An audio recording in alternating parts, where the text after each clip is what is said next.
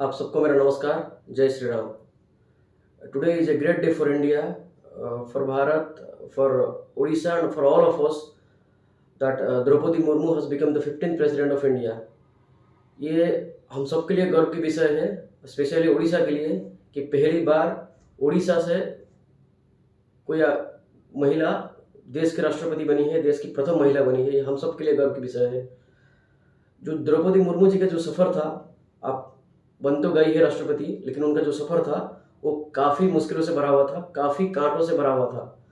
जो देश की युवा है, जो देश की युवा पीढ़ी है, हर किसी को द्रौपदी मुर्मू जी की जो उनकी जो ज़िंदगी का जो सफ़र है वो जानना बेहद ज़रूरी है हर एक युवा को देश की, क्योंकि देश की जो युवा है वो छोटी छोटी बातों से टूट जाते हैं, बिखर जाते हैं। उनका सपना पूरा नहीं हुआ, छोटी छोटी बातों से एकदम टूट जाते हैं। उनको लगता है कि उनका ज़िंदगी का सफ़र ही ख़त्म हो गया, कुछ नहीं कर सकते वो ज़िंदगी में, उनका ज़िंदगी ख़त्म हो गया और वो सुसाइड कर लेते हैं।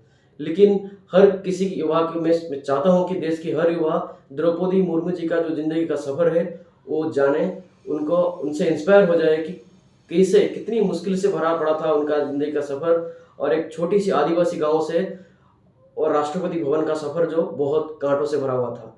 द्रौपदी मुर्मू जी का जन्म एक छोटी सी उड़ीसा की मयूरभंज जिला की जो आदिवासीपूर्ण जिला है, आदिवासी एरिया की एक छोटी सी गांव से उनका जन्म हुआ था। उनका गांव का नाम था उदरपड़ा गांव, एक मयूरभंज जिला के गांव है उदरपड़ा।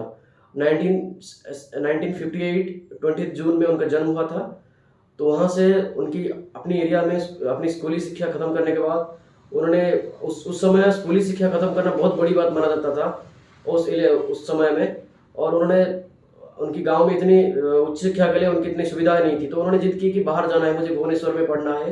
तो उनके घर वाले मना करते थे, क्योंकि उस टाइम लड़कियों को बाहर जाके पढ़ने में हिचकिचाहट होती थी। उनके लोकल में भी मना करते थे, नहीं बाहर जाके मत छोड़ो। लेकिन उन्होंने जिद कर दी कि नहीं मुझे पढ़ना है, और जिद के आगे उन्होंने पिता माता जी ने मान लिया। और उन्होंने 1978 में उनका स्कूली शिक्षा खत्म हुआ। 1979 में वो आके रमादेवी वुमेन्स कॉलेज भुवनेश्वर में, आरडी वुमेन्स कॉलेज में एडमिशन ले ली।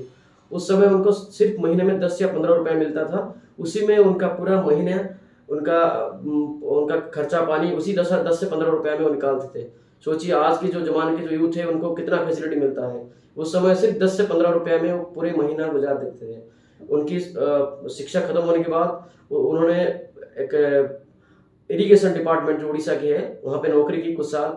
उसके बाद एज ए प्रोफेसर कुछ काम किया। फिर उन्होंने 1997 में भाजपा ज्वाइन किया, भारतीय जनता पार्टी ज्वाइन किया, और पॉलिटिक्स में उससे पीछे मुड़कर कभी उसके बाद नहीं देखा। उन्होंने 2000 से 2009 तक कंटिन्यूस एमएलए बने उड़ीसा की, और उस टाइम राज्य मंत्री भी बने, और उनको बेस्ट एमएलए अवार्ड भी मिला था उस वक्त। लेकिन असली उनकी जिंदगी ने उनकी परीक्षा लेना शुरू कर दिया 2009 में। 2009 में उनका एक बेटा जो कि 25 साल का जवान बेटा, उनका देहांत हो गया।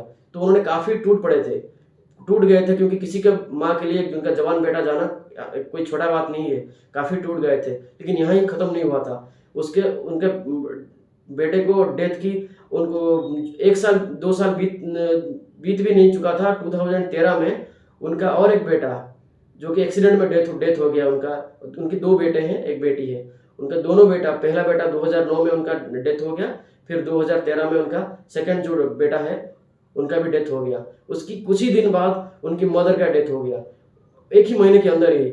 और उनके कुछ दिन बाद उनकी भाई का डेथ हो गया। तो एक ही महीने के अंदर तीनों डेथ हो गया। किसी भी आम इंसान को इस तरह की सिचुएशन में वापस करना और रिकवर करना आसान बात नहीं होता है, जो कि घर वाले सब एक साथ एक के बाद छोड़ के जाए आपको। उसके बाद 2013 1 साल भी उसका भरपाई भी नहीं हुआ था, 1 साल भी नहीं पड़ा था। 2014 में उनकी पति का देहांत हो गया। सोचिए कोई भी आम इंसान जो कि इस तरह से जिंदगी में जो गुजार रहा है उसके लिए कोई छोटा बात नहीं है कि इस तरह की जो घटना उनकी जिंदगी में हो और उस नॉर्मल लाइफ में आ जाए। लेकिन वो इतनी डिप्रेशन में चली गई थी द्रौपदी मुर्मू जी, पूरी तरह से टूट गई थी अपने आप से कि उनके साथ ऐसे हो गया हादसा सारे। तो उसके बाद उन्होंने आध्यात्मिक का रास्ता चुन लिया था, आध्यात्मिक संस्था में ज्वाइन कर लिया, वहाँ पे वो काम करना शुरू कर दिए, डिप्रेशन से जूझने लगे। उसके बाद 2015 में उनको झारखंड का गवर्नर बनाया गया 2015 में। और 2015 में कुछ लोग बोल रहे हैं कि वो रबर स्टाम्प है, वो बिल्कुल रबर स्टाम्प नहीं है। She is educated women, she knows what is good and what is bad, उनको पता है क्या गलत है क्या सही है। 2015 के बाद जब झारखंड के गवर्नर बने और झारखंड में बीजेपी की सरकार था और रघुवर दास जी चीफ मिनिस्टर थे झारखंड में, तो उस समय एसपीटी और सीपीटी नाम की कुछ एक एक्ट आया था जो कि आदिवासियों की लैंड को लेकर, उस लैंड की प्रोटेक्शन को लेकर कोई बिल था। तो उस बिल पे जब उनके राज्य में पास हुआ, उसका अप्रूवल के लिए गवर्नर के पास आता है सिग्नेचर, लेकिन गवर्नर हाउस में काफ़ी लेटर आए कि मैम इस बिल को आप पास मत करिए, इसको आप सिग्नेचर मत करिए। तो उन्होंने मना कर दिया सिग्नेचर। सोचिए, वहाँ पे बीजेपी की सरकार था, राज्य में बीजेपी की सरकार था, रघुवर दास जी चीफ मिनिस्टर थे और बीजेपी की जो पार्टी से गए थे वो गवर्नर थे वहाँ की, उन्होंने मना कर दिया उस बिल पे सिग्नेचर करना। तो इसका मतलब बिल्कुल भी रबर स्टाम्प नहीं है, उनको पता है कि क्या गलत है क्या सही है। 2019 में सरकार चेंज हुआ, हेमंत सोरेन चीफ मिनिस्टर बने झारखंड के, वहाँ उस वक्त भी एक उसी तरह का एक बिल आया था जिसको उन्होंने सिग्नेचर करने से मना कर दिया था। तो आप अंदाज़ा लगा सकते हैं कि, और अचानक से उनका अभी 20 जून को उनका जन्मदिन था 2022 में, उसका अगले दिन ही उनको डिक्लेयर किया गया कि वो एनडीए के राष्ट्रपति प्रार्थी बन गए, उनको बर्थडे गिफ्ट मिल गया। तो हर एक युवा को ये चीज जो शॉर्ट वीडियो में जो बताया, उनका जो जिंदगी का सफर बहुत मुश्किलों से भरा पड़ा था। तो देश के युवा टूट जाते हैं, सुसाइड कर लेते हैं छोटी छोटी बातों पे। उनको अगर कोई बिजनेस किया, कोई नौकरी नहीं मिल रहा है, कोई सीनियर ने रैगिंग कर लिया, छोटी छोटी बातों से उनको टूट जाते हैं, उनको लगता है कि जिंदगी का सफर उनका ही खत्म हो गया।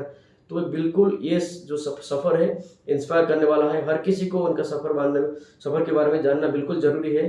देश के युवाओं को जो कि जाने और ज़िंदगी में कैसे संघर्ष करना है वो सीखे। धन्यवाद, नमस्कार।